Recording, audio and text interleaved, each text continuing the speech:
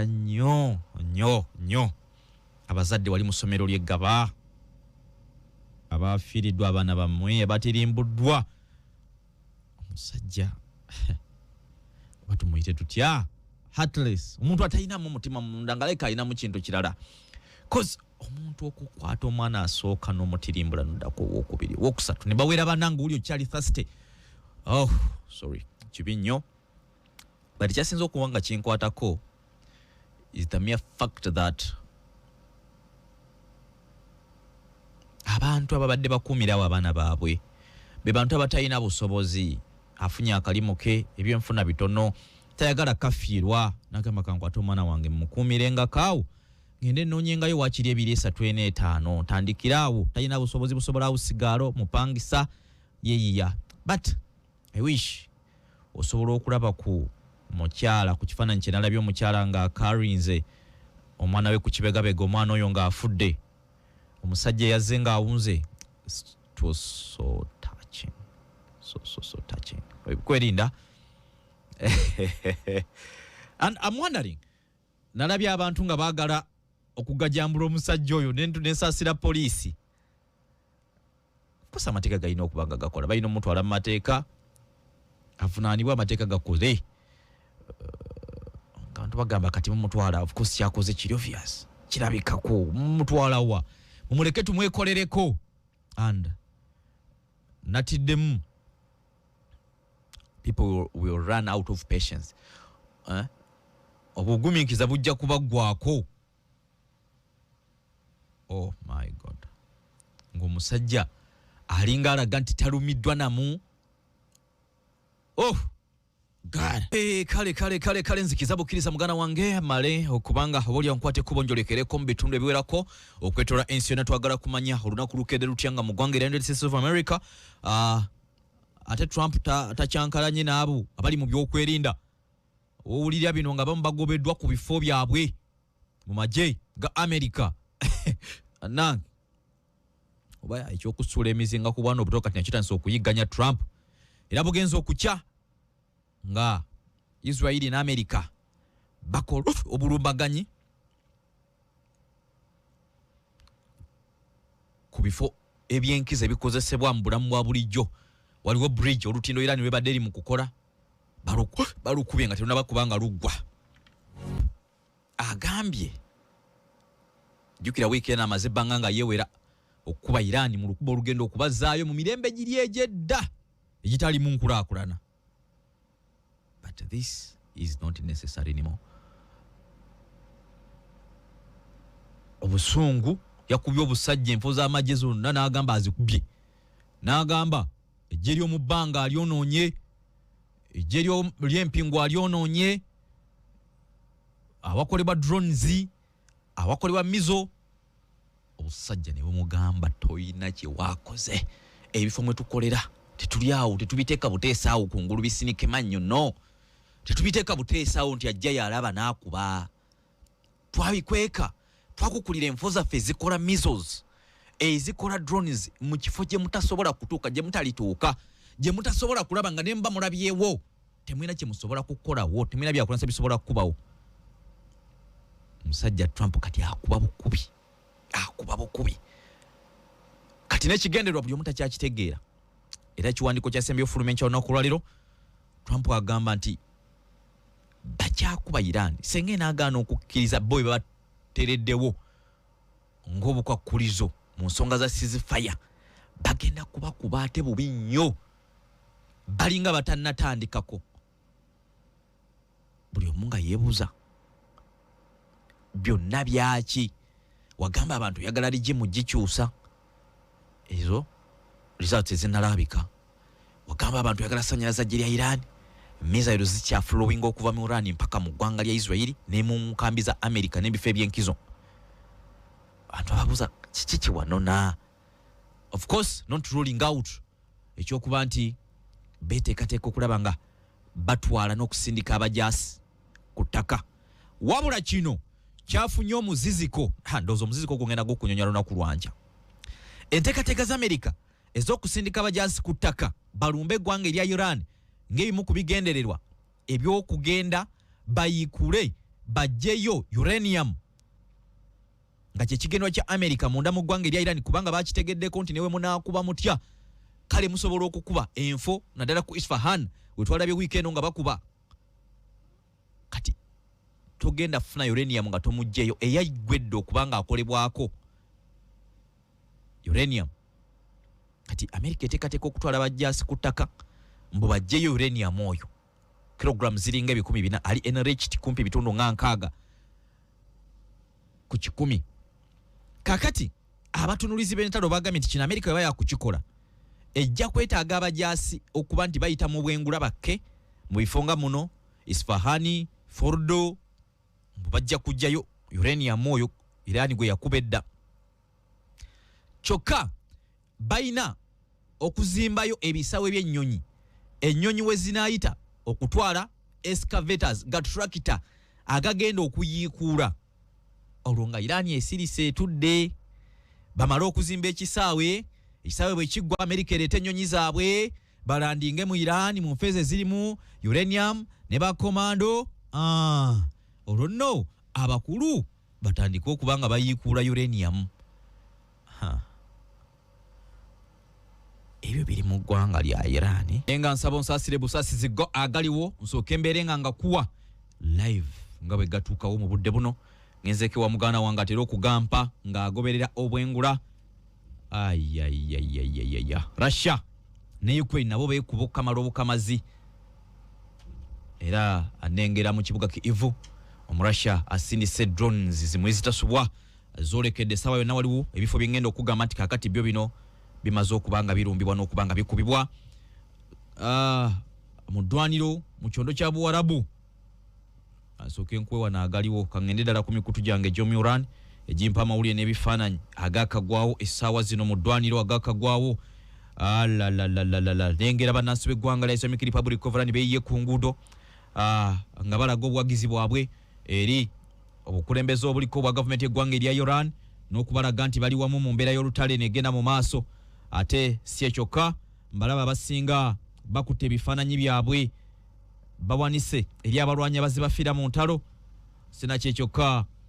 nengera enkuyanja y'Abannairan olunaku lw'eggulo nga betabye mu kuziika kwe yabadde komanda w'eggye lyabwe ery'okumazzi gwe beta Alireza Tangsiri eyatibwa nga Israeli egamba nti ono ekyamussa kuba nti yaggala akagumula akamanyidwa nga Strait of Hormuz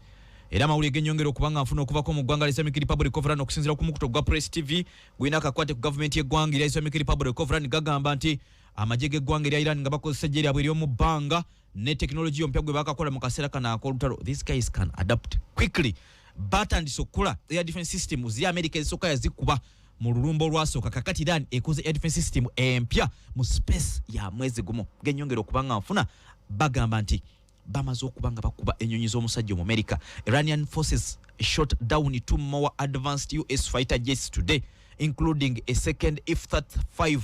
and F-15, despite US President Trump's claim of destroying Iran's air defense system. Iran yagamba nti bakubye ennyonyi bbiri enkya y'olunaku olwaliro ez'eggwanga lya America ennwanyi nga kwezo F-35 ey'okubiri ekubiddwa sako F-15 era nga zino ng'ojje ku F-15 F-35 ye ennyonyi America gye badde singa okubanga egamba nti yo ya mutawaana ndaba n'ebifaananyi ne basindise ebiraga wekubiddwa n'epapajjo era nga mawulire gwongera okubanga galaga nti Iran erabikezemu okuzimba air defense system endala mu space ey'omwezi oluvannyuma lwa America ne Trump okuba ne bagamba nti air defense system ey'abasajja bano aba Iran emaze okubanga enafuyizibwa era mu kaseera ke kamu nengera mu ggwanga lya Islamic Republic of Iran abatuuze mu kitundu ekimanyiddwa nga ekya Abadan amaserengeta g'obugwanjo bwa Iran bali ku nguudo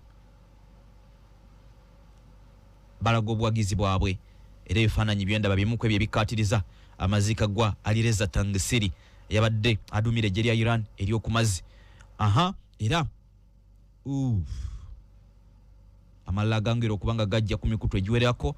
Iran air defense successfully struck and destroyed US F-35 jets twice in past 4 hour weeks within an indigenous infrared guided system exposing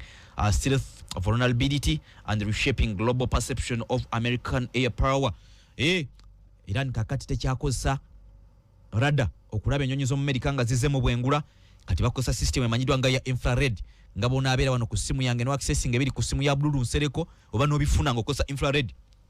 radars ampuliriza zisinga kuba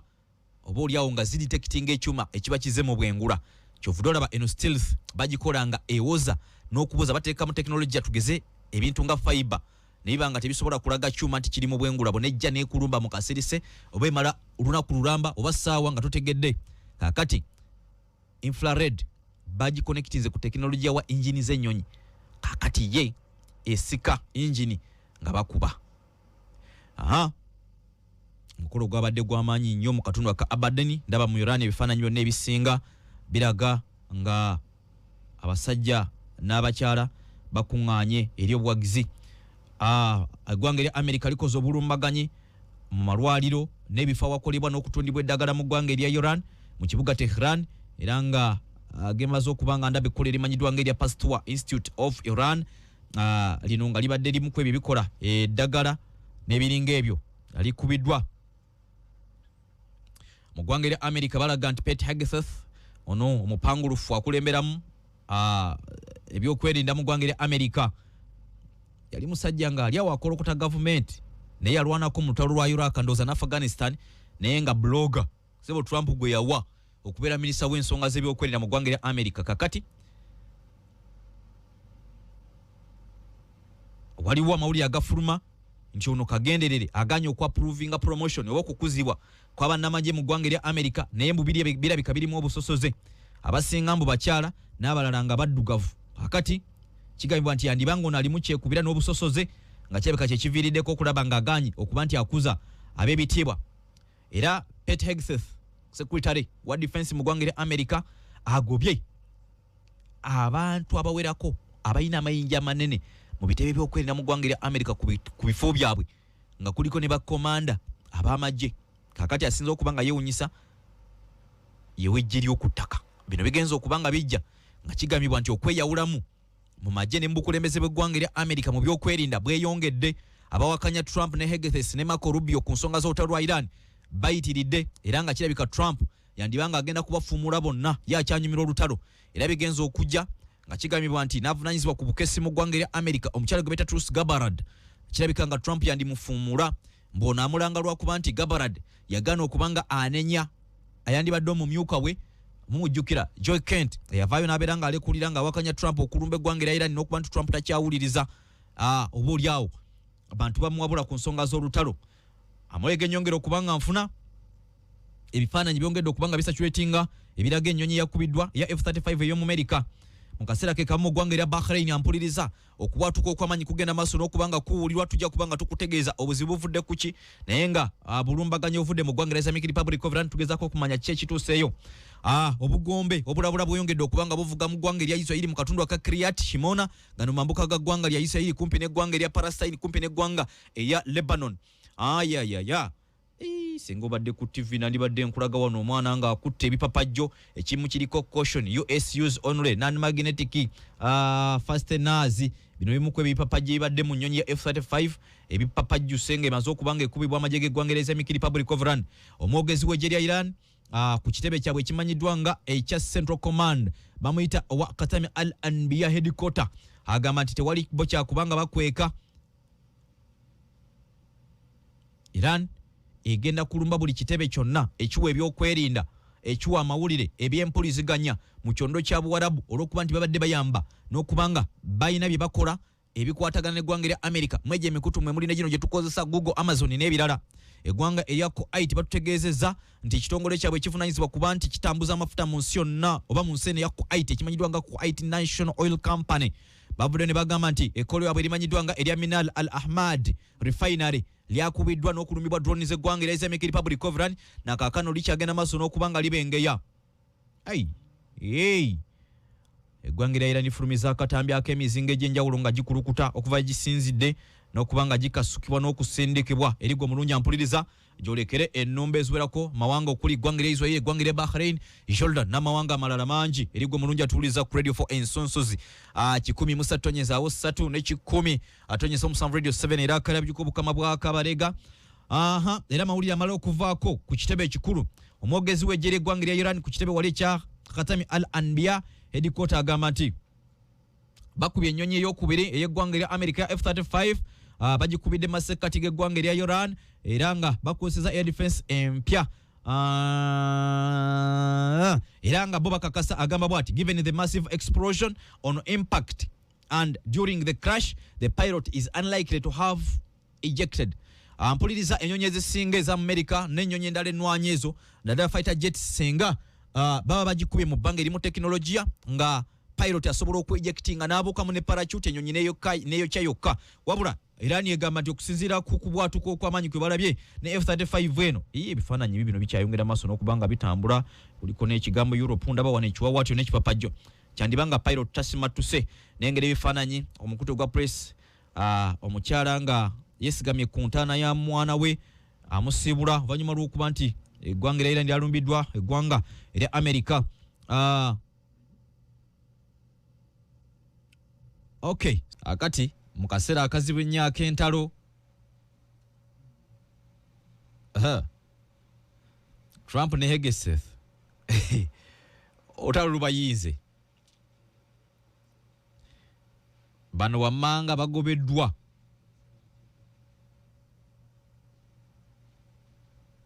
majje ga America so kusimu majje wabula mu bifo byabwe. General Randy George abadde Army Chief of Staff yavunaanyizibwa ku mirimu majje g'eggwanga erya America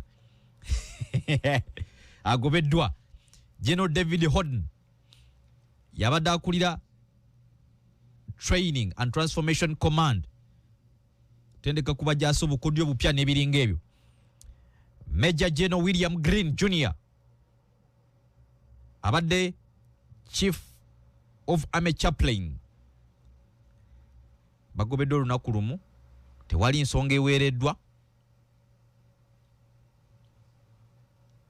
Kakati Joint Chief of Staff abasinzira emirimu majje g'eggwanga erya America kupi bonna bagobeddwa.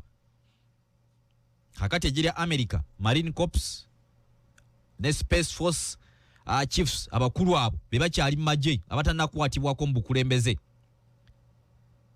Kati alonze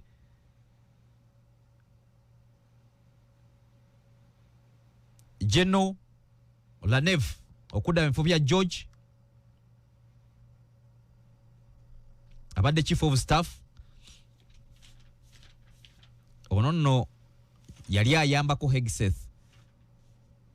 personal military aid alinga mwabula ku nsonga n'okumuyambako ensonga z'ebyekinamagye.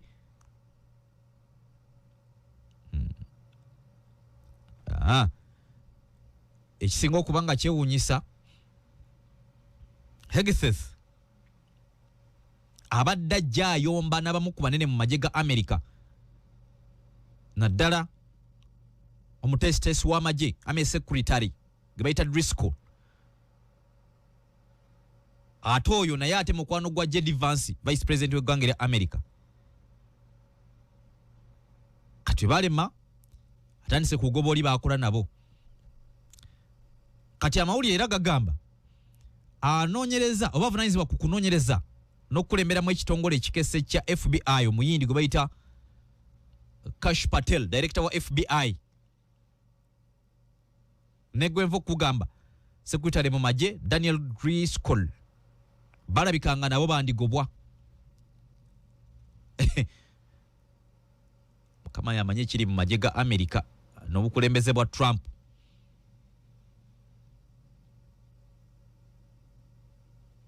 Kati waliwo batandise okuba nga bakuzibwa n'okugobebwa.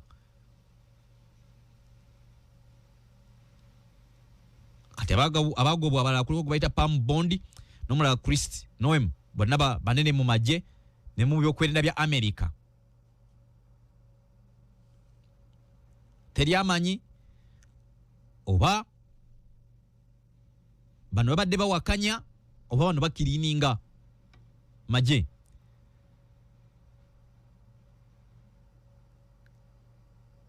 Ebyo biri eyo.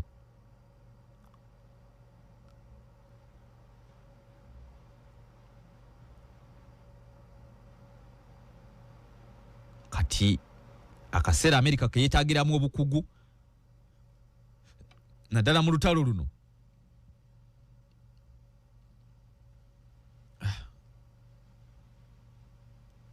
abakulu bali mu kukola nkyukakyuka mu magye katulabe gye binaakoma.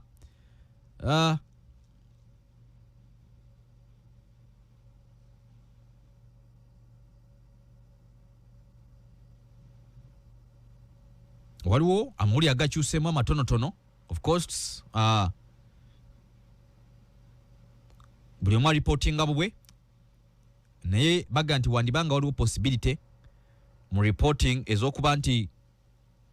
kirabika ennyonyi ekubiddwa F-35 nga si F-35 ereka F-15 naye tujja kwongera okukakasa wabula yo Iran amawulire gaabwe agali official gagamba nti bakubye ennyonyi ya F-35.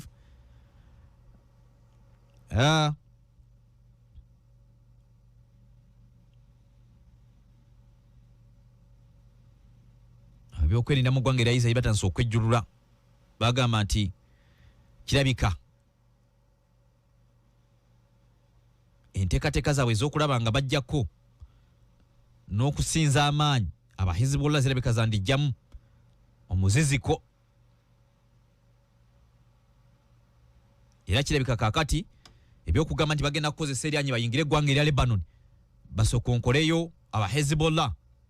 mwana wattu kirabika nga kiganye kiwasusseeko ku ky'omulamuzi genyongera okubanga nfuna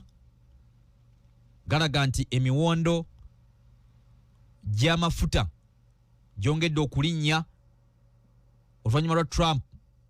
okuddamu okutiisatiisa okulumba ebifo bya Iran eby'enkizo amafuta ge bayita aga crude Brent galinnye ebitundu 8 olunaku olwaleero kati nga ekibaalo oba ekigarani kiri mu $109.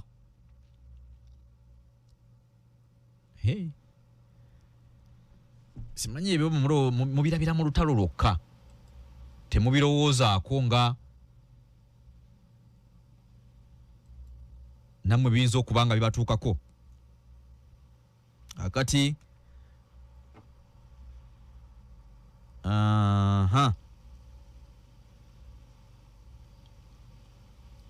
muli amalala gagamba nti emeeri lugogome y'eggwanga erya America USS Gerald Ford bamaze oggikanikamu erabika kati eyinza okuba nga eyolekera okukomawo mu lutalo era evudde mu ggwanga lya Croatia emaze ennaku 5 ngedde abirizibwa kwebyo byajoogerwako nti waliwo omuliro ogwakwata nga guva ku bagolola engoye giboleza engoye era nti emaze okutereera eri mission capable esobola okwetika nuclear erimu emizinga egy'enjawulo n'obusobozi obwa waggulu mu kulwana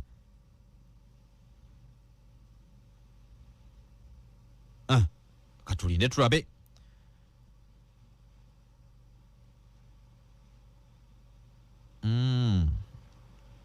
kati ndi mu kukuwaga akagwawo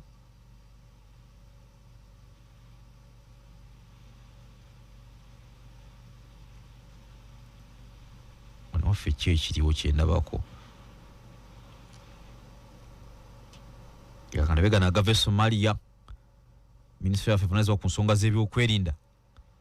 no ku nsonga z'okuzibira eggwanga n'okulikuuma Ministry ya Defense bakwatagana mu n'aba African Union Support and Stabilization Mission in Somalia AUSOM n'eggye lya Somalia naba wano sinagakakasa naye nja kwongera okugabawa waliwo agajja agalaga nti baleka balina omunene mu balwanyi ba Al-Shabaab gwe bakutte mu operations babadde bakola mu katundu akamanyiddwa nga akamubaraka erinnya bamuyita Salad Usman Maklini atera kweyita Saham nti akwatibwa ku Lwakusatu naye tujja kwongera okuba nga tubifuna n'okubimanya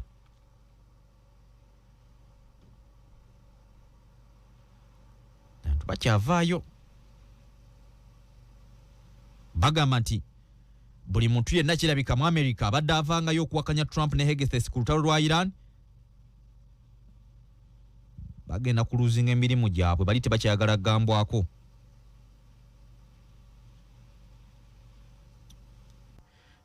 ndi mukulinda Dr. PhD omurangira John Juko Olugembe tutunule ku byenfuna by'eggwanga ekimwera ku byamuyisiza yenga munabyanfuna alowooza oba ayina endowooza egamba nti okugoba abantu ku nguudo abadde bakolerako kikyamu. Actually wakati mu kunoonya emisolo mu ggwanga yonaga nti kino gavumenti ebanga yekulidde kabazi kugulu alowooza nti gavumenti yandibadde ate kino ekifunamu bufunyi abantu abatunda ku nguudo oba oli awo ne bawa license ne bamanya ate ne bako nabo kye bawaayo ne license ne ziba gazettingira buli omu waakolera wano wali ono webwayise ono waawa basigaleko gavumenti bafunemu ejjamba. So wakati mu kunoonya n'oggazi ya tax base olaba ng'eggwanga lifuna emisolo egiwera yalowooza nti ebyenfuna bino mu sayidi emu oba endala kireka ng'eggwanga lirina kye lifiirwa mu kugoba abantu nga bano ku nguudo ate obulawo senga gavumenti badde esobola kifunzafunza nga yandibadde kifunamu. Kale katuddeyo badde nkyakutemeratemeramu ku misolo emipya kyokka nga okuva Julayi w'omwaka oguwedde waliwo emisolo emipya egyateekebwa mu nkola gavumenti president nga amaze osayininga ku mateeka oba kuteeka epya eryaleetawo egyo emisolo kati no ne ku luno ndowooza n'omwaka gwali tegunnawera gino bwe giyita aba budget bw'enaayita ku misolo gino egireeteddwa minisita wa finance Mukulu Kaseja abadde atusuubiza nti bagenda kwongera okukendeezaamu oba oliawo ggwanga ligenda litera mu byenfuna naye bitiisaamu. Abadde yakatweyungako onyinza okujjukizaamu nti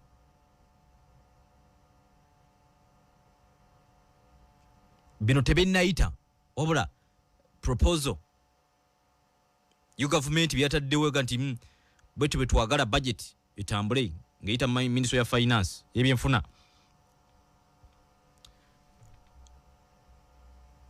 abafuna omusaala okuva ku bukadde 10 okudda waggulu ng'oggyibwako ebitundu 4 ng'osigazawo ebitundu 6 badde ebitundu 3 nno kati ebitundu 4 funa obukadde 10 ana tugatwala pay as you earn gavumenti egatwale gayambeko omuntu wa wansi n'okutambula eggwanga gende waka n'obukadde 6 tulina okukolera enguudo tulina okuba n'amasannyalaze n'okukuuma kati tuweeyo funa obukadde 10 obukadde 4 buwe gavumenti kati ate kino tumanyi mukama wange balamu kwali awulira mukama wange musolo kakati fei apatanayingira bukadde 10 sina buyingira muyinza oba mulihagara fatiri eddoboozi kirabika musajja ali mu buttafuttafu ati fatanayingira zino sente bukadde 10 ya gavumenti etugambye feka tusigale bali abafuna ennyimbo batuweeyo obatanazifuna ati kumugenda kushaba stinga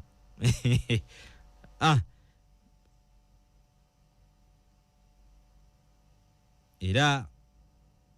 temuli bakugibwako ndowooza kasolo n'akamu oba musolo nogumu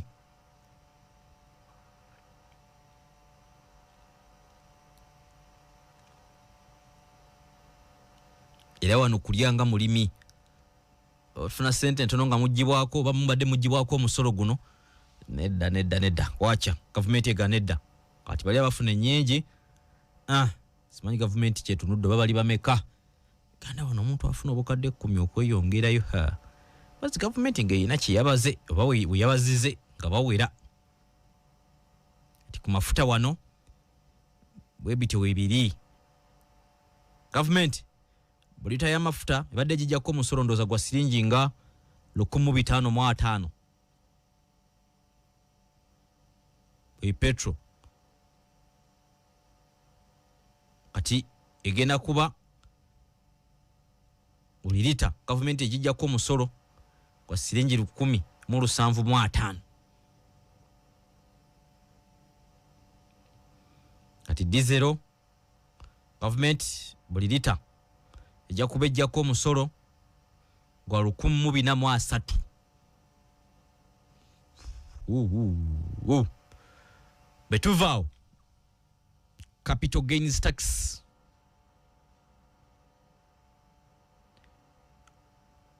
ogusoose ngukugambye income tax pay as you earn payi sente zoyingiza omusaala buli mwezi zituwogerako low income earner amwe kino mulidde nga balimi government egamba mutungo ofuna akasente katono buli mwezi bwe tebajja kujjako omusolo kakati n'omulala gwe bayita ogwa fuel duty nagwo tugumaze omusolo ogenda okuba ku mafuta kati tudde ko gwe bayita capital gains tax ebitundu 5 ku bintu by'otunze ebyokwewunda jewelry ebikomo boyina emigabo gye wafuna awantu private share tunda emigabo gyejo government giweeyo ebitundu 5 era bw'otunda ettaka lyo ensimbi ezisoba mu bukadde 10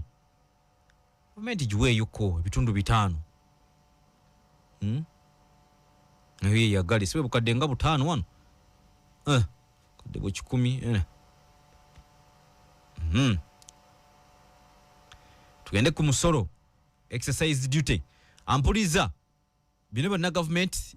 byerowooza era byeyategese n'ebiwaayo ng'ebigenda okuba mu budget bwenaayisibwa olwo nga bikakasibwa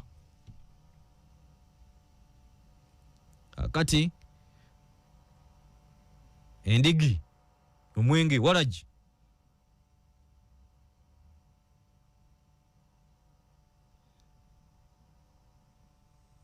ndaba nga leko omusolo gwa 35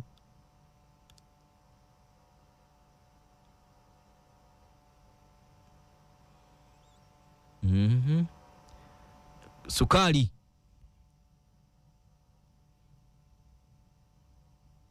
amongeddeko siringi 3 mabasawo bagoba ku sukali muwonye kilo bendi egenda jjongerako omusolo gwa siringi 3 kabuto awoza ntera mwaka nyanya ne kabuto si ebiti bitaliko ebitali mu kabuto saagalira ddala government eyongeddeko siringi 4 tugende kazaala kapapula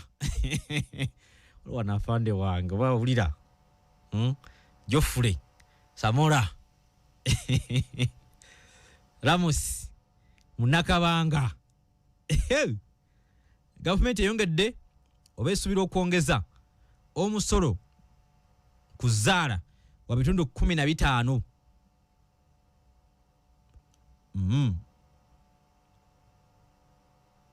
kakati ensimbi endala government mwesubira okufuna akasente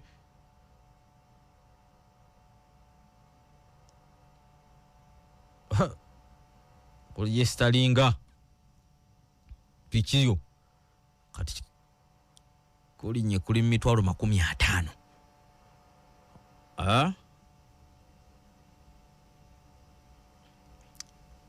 kyokka bino tubyogera naye nkugambye nti n'omwaka oguwedde okuvanga lumu omwezi ogwa July 2025 emisolo egyateekebwa mu nkola import levies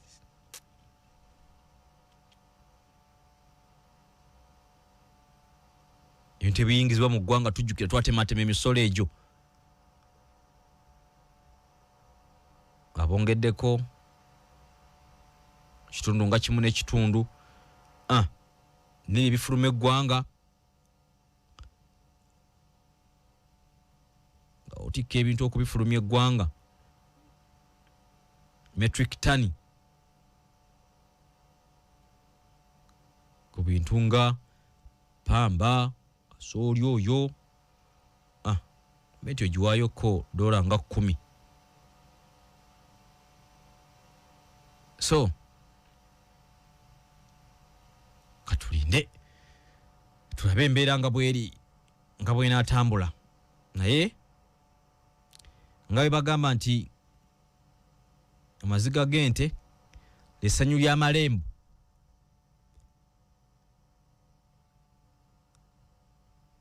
abafuna obusente obutono buli mwezi bo bajaguza wabula ate abafuna akasente akangi bo bali maziga nabiwulirako dda bino ebweru w'eggwanga eyo ssebo akati niwono bituuse bweru w'eggwanga y'emisolo miyitirivu gavumenti ate yo teri kudoojinga yeraba bulabi mu sisitimu nga bakusasudde naye kekecculirako ogwayo tedda kuggwe akati ndowooza bwe mmala okugya obulango buno ngenda kukomawo mpulire ku reaction yo ogolowooza ki ku kino okwongeza obarega n'ekikomo 2 omuze omusanvu radio 8 radio ewooma mpuliriza kuli nkwaniriza akawongeza ku lunaku olwaliro olunaku luno olw'oku 5 okusomwezi 27 omwezi ogwokusatu omwaka 2026 ampuliza bwe tunaatuukira sabbiiti ejja mu budde bwe buti tujja kuba tuli mwezi mulala nga gwakuna olwo nno kwota kumpi esooka batugikubye olukumu mutwe embeera erina kyekulaga erina kyekutegeeza olukoloboze bwe olukuba ku byewateekateeka okukola mu kalenda yo ey'omwaka olinawo otuuse amawuli ag'essanyu gali nti newoba nga osimbudde busimbuzi kigere otambuze munnange oyinako wootuuse buli lugendo lwonna lutandika n'ekigere ekisooka onfuna buli lugendo lwogenda okutambula obuwanguzi obusooka kyekyo ekigere kyosoosa noteeka maaso noga nti kati ngenze njolekedde okusinkana obuwanguzi bwange bw'ofiira mu kkubo oba oli muwanguzi ekigere kyo ekyokugwa failing kwe kulemerawo oli notatawaanira ddala wadde okugezaako nolwekyo nkwebaza akyali mu kukakkalabya bangi manyi mukyali ku mirimu gyammwe mutetenkanya mulabe nga bumbawumba olunaku badde okimanyi nti awo wooli muganda wange ali mu kukola mu arcade banno nga bali mu kuggalawo wakyayinza okubayo omuntu ajja nga ali kubwangu alina kyayagala ate nasanga nga gwe tonnanyuka mukisa gusanga yeetegese lwazaamu kwatiriramu obadde okimanyi wali wagumira enkuba ku makya ayiteko mu kibuga abeereko kyayagala okugula nga ye munne yakedde najja naggulawo bamuguzeeko oba omuntu oyo najja nasanga gwe ayagguddewo nga gwe ogenda okumuguza so musajja yayimba nti aliba omwavu omukisa agulabamu obuzibu alibeera omugagga obuzibu abulabamu omukisa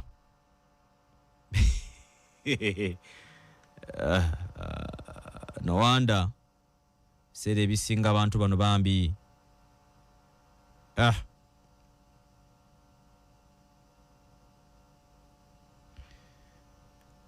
babaako tubalabanga ababuze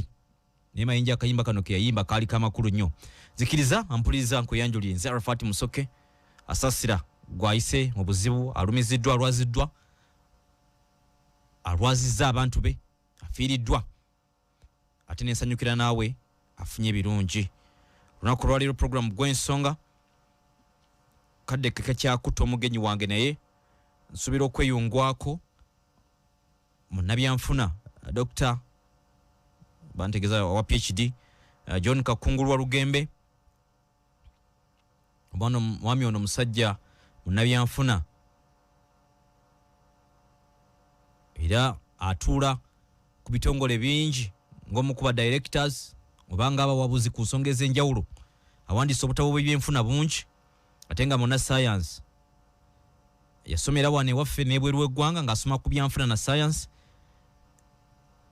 era bwe yasomera mu ssettendekero amanyiddwa nga wa Oxford yatandikawo kye bayita Oxford International Development Advisors Limited kwabula ku bantu ku byanfuna kwetoola ensi yonna mu kwekulaakulanya era y'omu ku baatandikawo ku kye bayita Oxford Green Partnership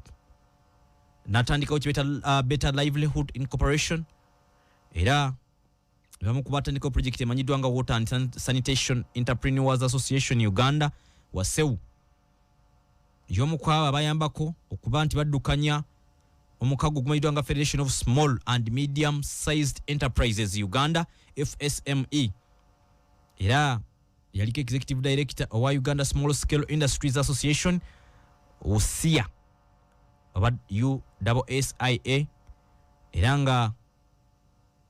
yakulembera mu head of business development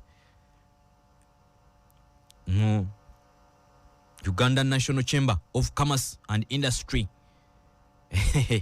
muyize ne mugaka kamulete wano njagala tambule tutuleko ku byenfuna byaffe omwaka guno.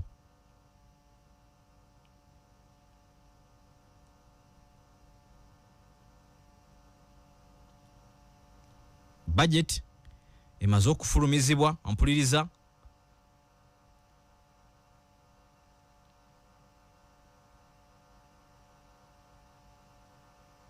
era nga tenaba kuyisibwa wabula bwe njogera kye bayita okufulumizibwa mba njogera ku bye tulowooza ebigenda okubeera mu budget oba embalirira 2026 2027 eggwanga lya tulini lya Uganda. Bino nno bitwalibwe mu parliament kakiiko ka budget committee batunulemu balabe era kati gye gimu ku mitendera gye tulimu sawa yonna nno obukikwe bukakasa budget eno ejja kusomebwa eyisibwe naye bye twakalingizaako biraga mu mbalirira ya 2026 2027 fe bamufuna mpola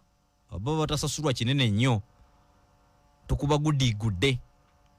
naye abafuna kasente naddala aba executive directors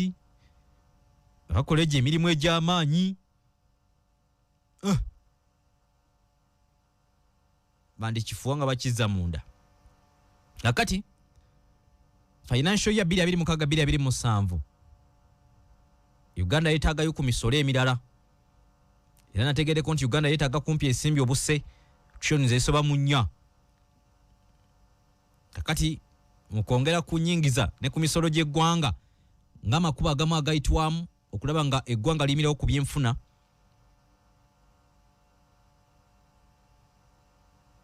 nga biteeredde bulungi tufuna musolo n'abagwa okweyongera oba okwongera ku tax base ku waje tujja omusolo guno. Kati ebimu ku ebyo kwe kakasente k'oyingiza ng'omusaala oba sente z'ofuna pay as you earn pay. Kakati mu mbali ya 2026-2027 gavumenti esuubira okujja omusolo gwa bitundu 4 ku sente ezinaasasulwa bano ababedde abafuna omusaala okuva ku bukadde 10 okweyongerayo waggulu. Raising pay to 40% for high earners bafuna kasente akawerako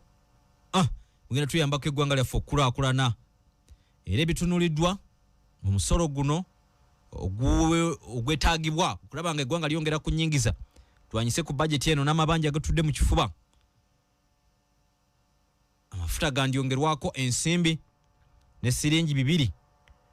ebya Uganda buli lita so nga ate oba oyina ttaka lyo kibanja kyo waligula beeyi ndala otunze munnange tugeze osubudde ettaka ku beeyi ndala ate otunze beeyi ndala kati awo gavumenti ogiwaayo waakiri ebitundu nga 5 ate tubalina okukuuma gavumenti enaakola etya so njagala katumulemu katono ndi mukulinda omulangira Walugembe bo ku nkiiko zibatulamu ez'ebyenfuna by'eggwanga kubanga y'omu kubatuukirya era abeebuuzibwako n'ogendako ku minisitule ya finance emisolo gino nga gitegekebwa olw'okuba nti yakuguka mu kutondawo n'okuyambako okutondawo emirimu eri abantu abasookerwako agala bayita bamufuna mpola aba muntu wa wansi olwo nno ne abo abantu abali mu kategori eyo si bagagga ate si baavu kati obulamu bwabo engeri gye bateekamu ebyenfuna bwe bukugu bwe Dr. John Walugembe Juuko mulangira ako kankateeke kuba tokimanyi mulangira ddala sijja kubuulira atya naye mu Buganda mulangira Walugembe ono agenda kubanga tutambula naye antegezezaako nti afubutuse Masaka eyo obaddeyo okuziika omu ku bakungu abatwala umaawe Lugogo mukama yamujjuludde naye akubirira agenda kutweyungako but essaawa yange n'esooka njagala mbeere nga nkuyisizaamu ku bimu ku ebyo bitwagala okutulamu n'embeera endala ekyamazima ebyobufuzi byawedde tusigadde kulayira kujja kolinga wattima kati kyekiddako mu bulamu bwaffe onakabalumamiro mpaka ddi. Mandela Group Promotions is here starting from the 3rd of February 2026. Buy 4 tires of Pirelli, Bridgestone, dual alignment